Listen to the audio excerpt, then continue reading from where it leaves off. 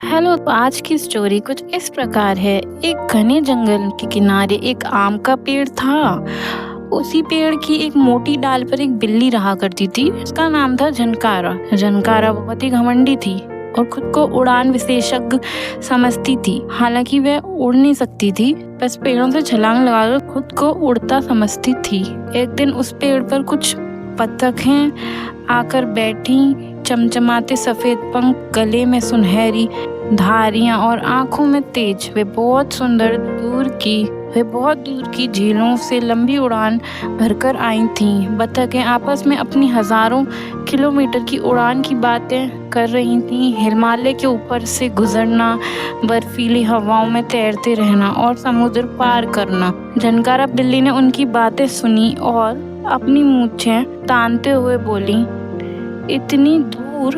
अरे मैं रोज 10 पेड़ पार करती हूँ बिना रुके। उड़ान क्या होती है, मुझसे सीखो। बतखें चुप रहीं, लेकिन उनकी आंखों में मुस्कान तैर गई। बिल्ली ने आगे बढ़कर चुनौती दी, अगर हिम्मत है तो मुझसे उड़ान में मुकाबला करो। कला, बैलेंस और हिम्मत सब में मैं आगे हूँ। एक छोटी बतख, नाम था चिप्पू, मुस्कुराई और बोली, ठीक है, चलो उड़ान की दौड़ लगाते हैं अगले द्वीप तक। बिल्ली अपनी अकड़ में आ गई और पेड़ से छलांग लगाकर चिप्पू के साथ दौड़ पड़ी। चिप्पू आराम से उड़ रही थी और झनकारा कूद कूद कर आगे बढ़ने की कोशिश कर रही थी।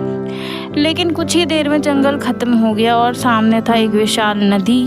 चिप्पू उड़ती चली गई और झनकारा फिसलती हुई नदी के किनारे पहुंची। उसने छलांग मारी और पानी में धड़ाम।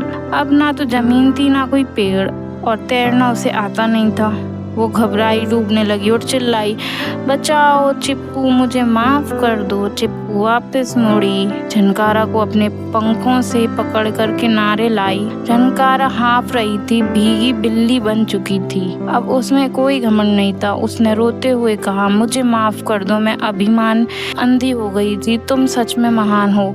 चिप्पू मुस्कुराई और बोली, कभी भी उड़ने से ज्यादा जरूरी है विनम्रता से चलना। तो दोस्तों, इस कहानी से हमें ये सीखने को मिलता है, घमंड हमेशा हार की ओर ले जाता है। सच्ची ताकत विनम्रता में होती है। अगर आपको ये स्टोरी अच्छी लगी हो तो लाइक, सब्सक्राइब और शेयर करना ना भूलें। Thank you for watching.